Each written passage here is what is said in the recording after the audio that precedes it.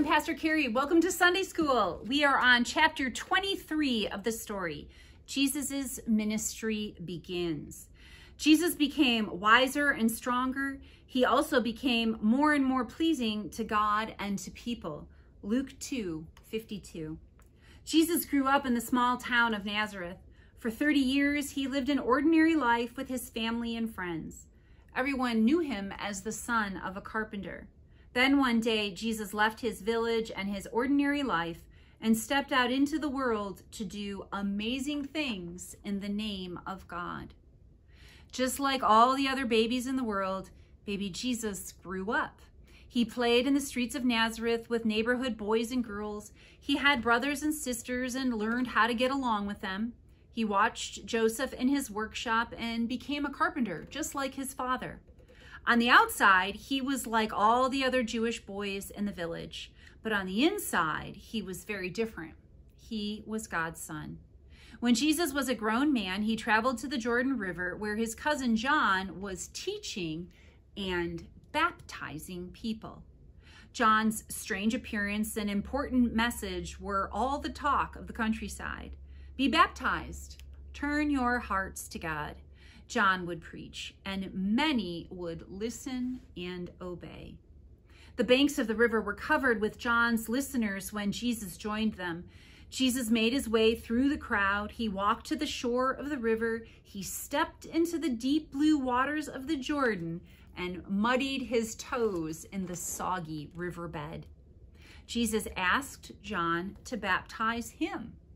John protested, "No, you should baptize me." Jesus put his hand on John's shoulder and calmly replied, "It's okay. It's good for us to do this." So there in the Jordan River, John baptized Jesus while all the other adults and children watched from the shore. While Jesus stood in the water, he began to pray. The heavens opened up. The Spirit of God came floating down like a dove and rested on Jesus' shoulder. Then a voice from heaven boomed through the countryside. "This is my son whom I love. I am very pleased with him."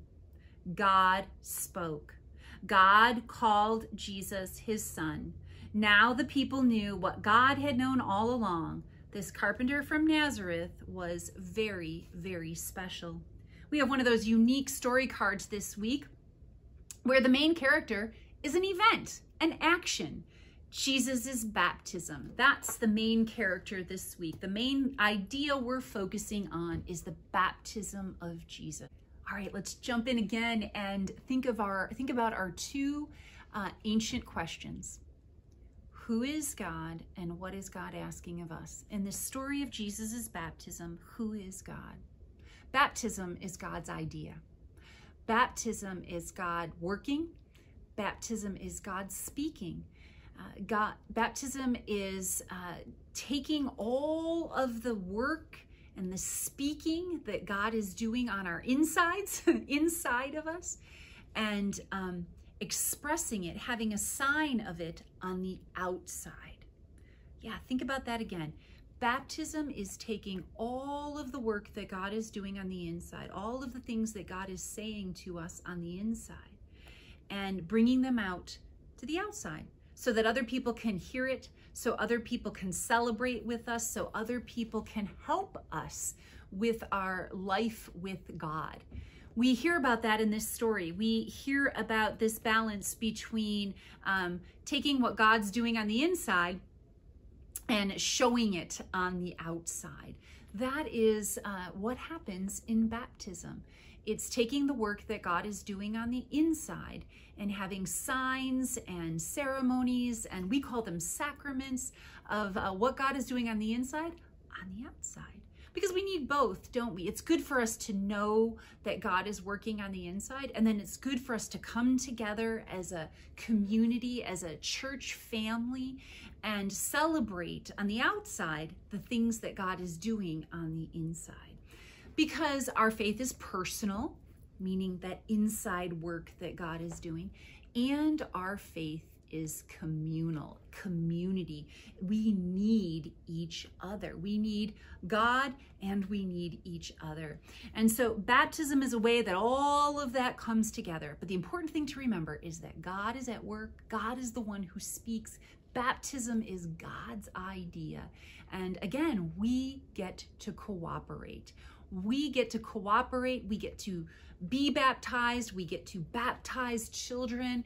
We get to send our church out into the world to baptize others who need to know that God loves them and that they are a part of God's family and that God is pleased with them.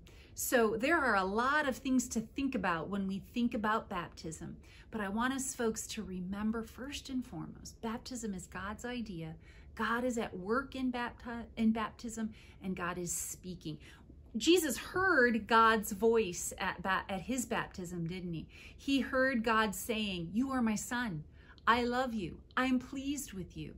And it's not that different for our baptism. And our baptism on the outside, we hear all the things God is saying on the inside, and we get to show our cooperation with what God is saying on the inside. We get to cooperate with God saying, "You are my child." We get to cooperate with God saying, "I love you." And we get to cooperate with God saying, "I am pleased with you." So friends, let's remember our baptisms. And if you haven't been baptized, if this is a new idea for you, that's okay. I invite you to be thinking about baptism in your little churches, to be asking questions. And if we can help as your church family, if there's some questions that maybe we can help you answer, please don't hesitate to contact us. We would love to talk to you about baptism, about this beautiful way that we experience God's love. The way that we experience God's idea of baptism. So friends, know you are loved, know that you are prayed for, and we will see you next week.